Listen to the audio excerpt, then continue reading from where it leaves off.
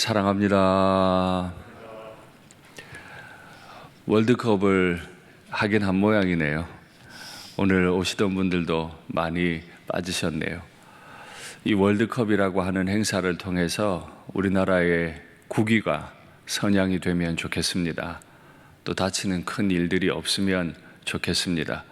저는 어제 앞선 말씀을 가지고 우리 하나님을 나의 분깃으로 삼고 하나님의 말씀을 내 유산으로 삼아서 잘 경작하면 정말 풍성한 삶을 누릴 수 있을 것이다 말씀드렸어요.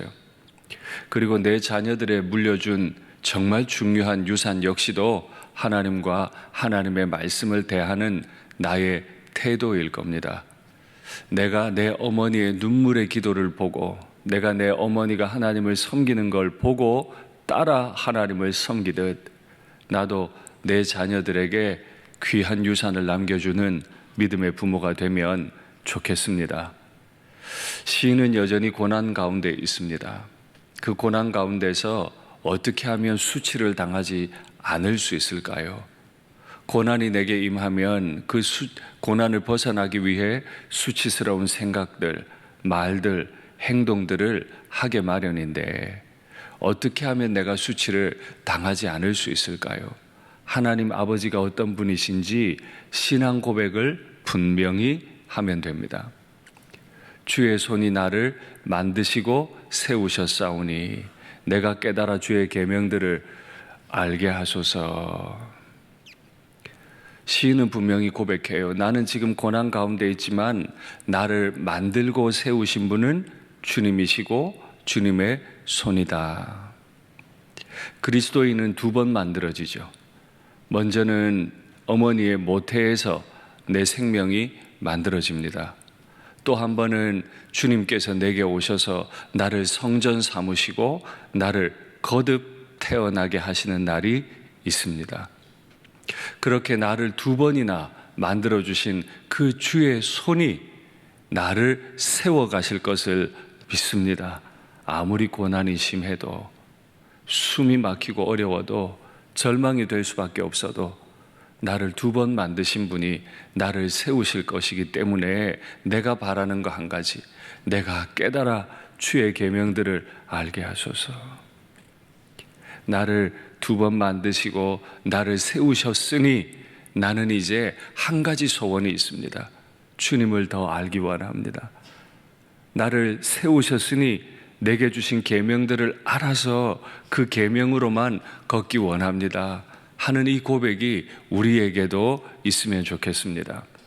가만히 그 고백을 하고 보니 주변에 주를 경외하는 자들이 나로 말미암아 기뻐하고 있어요.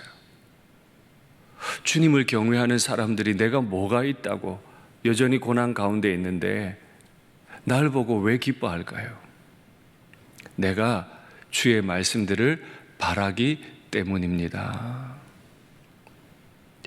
우리가 살아가는 이유, 우리가 살아가는 힘, 주의 말씀을 끊임없이 바라보기 때문이죠. 내가 주의 말씀을 비록 연약하지만 끊임없이 바라볼 때 내 옆에는 주를 경외하는 자들이 모이게 될 것이고 그런 내 모습을 보고 기뻐하게 되겠죠. 정말 간절히 바라는 기도의 제목입니다. 내 말과 행동, 내 삶을 보고 하나님을 기뻐하는 자들이 간증으로 삼는 거예요. 이야, 저 목사님 만난 게 내게 복이다. 이야, 저 장로님, 권사님, 집사님 만난 게 진짜 내게 복이다. 우리는 누군가의 간증이 되는 그런 삶을 살게 되면 좋겠습니다. 이 시인이 한 가지 아는 게 있죠. 그건 주님께서 나를 얼마나 사랑하시는지, 그러나 또 한 가지 주의 심판이 얼마나 의로운지 내가 알아요. 우리 주님은 내가 모태에서 지어진 것도 아시고 우리 주님은 내가 어떤 죄를 지은 것도 아시고 또 아시는 게 있죠. 나도 모르는 내 죄를 아세요. 그래서 주님은 심판도 행하십니다. 그러나 주의 심판은 의롭게 행해 줍니다. 거기다 더 무서운 일을 한 가지 더 행하시죠. 주께서 나를 괴롭게 하심은 성실하심 때문이니이다. 고난 가운데서 시인이 한 가지 고백해요. 주의 법은 의롭고, 그러나 또 하나, 주님께서 나를 괴롭게 하실 수 있음. 우리가 알기로 하나님은 홍해 바다를 말려버리시고 요단을 갈라버리실 수 있는 분이시잖아요. 산들을 흔들어 버리실 수 있잖아요. 모든 걸 통제하실 수 있잖아요. 그런데 왜 내게 찾아오는 이 고난은 통제하지 않으시는 거죠? 신앙생활 하다 보면 여기에서 많이 넘어져요. 왜 내게 이런 일이 일어납니까?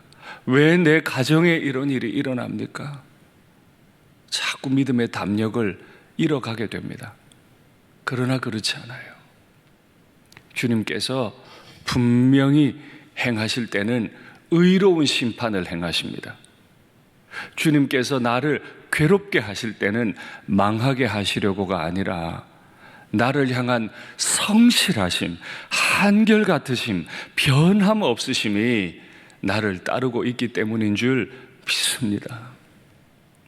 날 망하게 하려 하심이 아니고 날 부끄럽게 만들지 않으시려고, 내가 이 땅에서 간증이 되는 삶을 살게 하시려고 그때부터 지금까지 또 앞으로도 끊임없이 주님께서는 나를 아시고 나에 대해 행하실 줄 믿습니다. 그래서 시인은 하나님 앞에 구하는 바가 있습니다. 주의 인자하심이 내게 위안이 되게 하소서. 예, 주님, 주의 심판은 의롭습니다. 주의 성실하심으로 인해 내가 제법 어려움을 당하기도 합니다. 괴로움을 당하기도 합니다. 네, 알겠습니다. 그러나 주님, 제가 간구합니다. 주님이 저를 도와주지 않으시면 의로운 심판을, 성실하신 괴롭게 하심을 내가 감당할 수가 없으니 주의 인자하심이 나의 위안이 되게 하시며 주의 긍휼히 여기심이 내게 임하사 나를 세워주십시오. 주님 다 오르십니다. 그런데 난 감당이 어려우니 인자하심이, 긍휼히 여기심이 내게 임하면 좋겠습니다. 그러면 내가 주의 길을, 주의 법도를 따를 수 있겠습니다. 그런데 교만한 자들이 옆에 와서 거짓으로 나를 엎드렸으니, 믿음의 길을 걸으려 하면 어려움이 없지 않아요.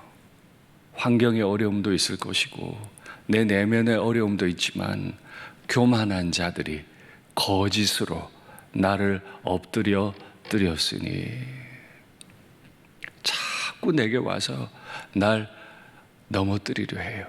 그래서 시인은 78절에 하나님 앞에 외칩니다. 그들로 수치를 당하게 하소서. 늘 말씀드리죠. 사람들 앞에서는 품위를 지키십시오. 기도의 자리에서는 품위가 없으셔도 돼요. 사람들 앞에서는 염치 있게 행동하십시오.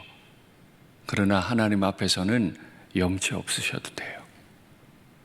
다 아시는 하나님, 내가 모르는 나 자신까지도 다 알고 계신 하나님 앞에 가릴 거 뭐 있어요?